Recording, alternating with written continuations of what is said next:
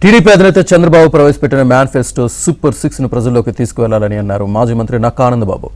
బాపట్ల జిల్లా వేమూరు నియోజకవర్గంలోని కొల్లూరులో జరిగిన టీడీపీ జనసేన విస్తృత స్థాయి సమావేశంలో నక్కా ఆనందబాబు పాల్గొన్నారు. త్వరలో పవన్ కళ్యాణ్ చెప్పిన అంశాలతో కలిపి కొత్త మేనిఫెస్టో వస్తుందని తెలిపారు.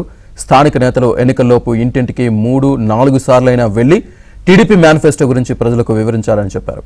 మార్చి 7న వేమూరు నియోజకవర్గంలో చంద్రబాబు కార్యక్రమం ఖరారైందని చెప్పారు. జనసేన స్థాపించి 10 ఏళ్లైందని, జన సైనికుల్లో యువ రక్తం పొంగుతుందని అన్నారు. సీఎం జగన్ రెడ్డి అధికారంలోకి వచ్చిన తర్వాత రాజ్యాంగ విలువలు లేకుండా పోయి అణిచివేత ధోరణి ఏర్పడిందని విమర్శించారు.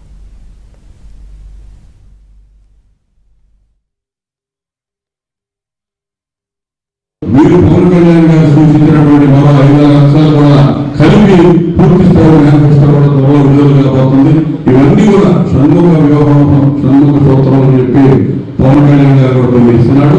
అవి ఇవి కలిపి మళ్ళా వస్తే అప్పుడు దాకా కూడా మనం ఎవరు ఓడుకుంటే పరిస్థితి లేదు. ఇవన్నీ ప్రజల్లోకి వెళ్ళాలి, మొత్తం ఇంటింటికి చేర్చాలి. అదేవిధంగా తెలుగుదేశం పార్టీ యొక్క ఔన్నత్యం గురించి చెప్పాలి, తెలుగుదేశం పార్టీ జనసేన యొక్క కలయిక గురించి వివరించాలి. వాళ్ళ యొక్క కలయిక యొక్క ఆవశ్యకత ఎంత ఉంది, ఈ రాష్ట్రంలో రేపు రోజున ఏంటి పరిస్థితి అనేది వాళ్ళకి విడమర్చి చెప్పేదానిలో మరి మీరందరూ కూడా సక్సెస్ఫుల్ గా ముందుకెళ్లాల్సిన అవసరం ఉంది. నాకు తెలిసి 7వ తేదీ మన అధినేత చంద్రబాబు నాయుడు గారి కార్యక్రమం కూడా మన నియోజకవర్గంలో కంటిన్యూ గా ఇచ్చారు.